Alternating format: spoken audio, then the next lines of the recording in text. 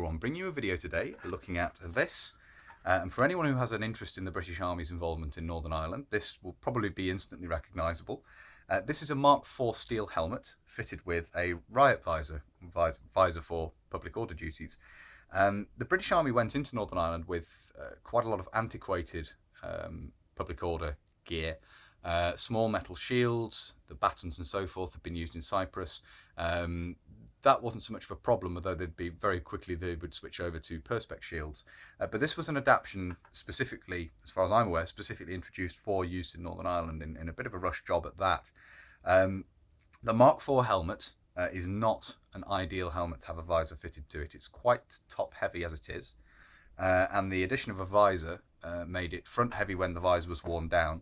And if the visor's worn up here, it makes it very unstable on the head, very, very top heavy. And obviously the visor tucked right back makes it very back heavy.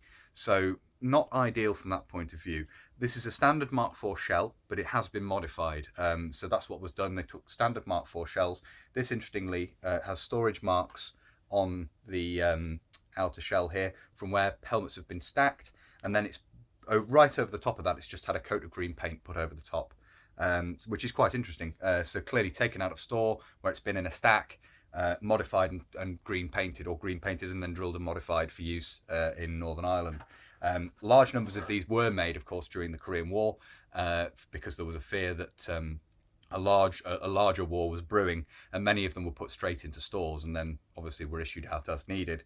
And that, I would imagine, is what's happened with this. It still has the old style liner in it, rather than the 1956 pattern liner, which is the foam type.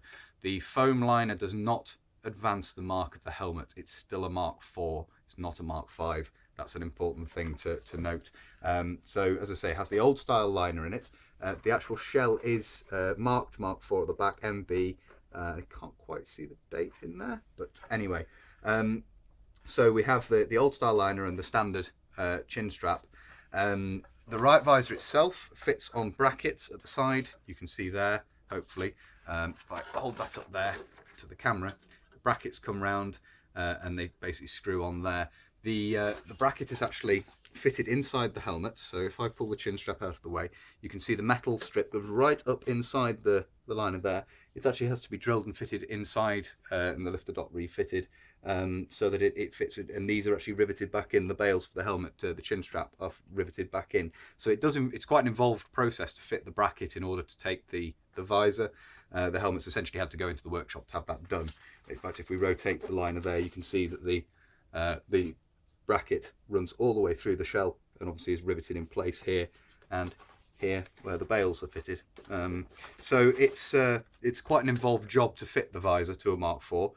They're certainly not designed to be easily modified, obviously. It's not something I think was foreseen when the helmet was designed.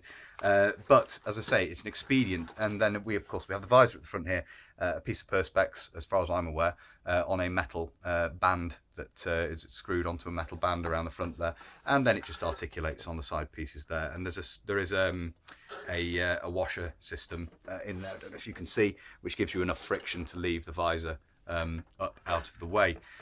There was an experimental version of these, or what seems to be an experimental version of these, which replaced the chin strap with a 3-point system, as opposed to just having the two bales, one on each side.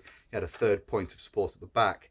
I think the idea being to give more stability on the head. I don't believe I've ever seen any photographs of these in use in Northern Ireland, but they do exist, certainly. They've turned up on the collector's market, and that may have helped with the situation, but it certainly wasn't a cure. This was not an ideal helmet for fitting a visor to, for the reasons I've already stated. And as such, the British Army would introduce Riot helmets based upon motorcycle helmets, the Cromwell and other types. Motorcycle helmets with visors fitted to basically serve in the anti-riot duties. Of course, they did come down and cover the ears and so forth, but they were far better for actual anti-riot duties, which were encountered, of course, of public order duties in Northern Ireland, and much more purpose designed. And then obviously the Mark VI would be introduced, which has a different method, different system for attaching the visor, which we'll cover in a future video as well. But as this has been shown in previous videos I've done on kit in Northern Ireland, I thought it would be interesting to take a closer look at it, because obviously It's quite an interesting bit of kit and very emblematic of the early days of the British Army involvement in Northern Ireland, 69 through mid-70s. These were in use, and then some overlap with the introduction of the Cromwells and other modified motorcycle helmets for use in riot duties. So there it is. That is the Mark IV steel helmet with the riot visor fitted to the front there. I hope you found that interesting. So that's everything I wanted to cover in this video. Not a massively in-depth video, as I say, just looking at some of the details. And as I said before, because I've used this, this has turned up previously in my videos looking at the British Army's involvement in Northern Ireland.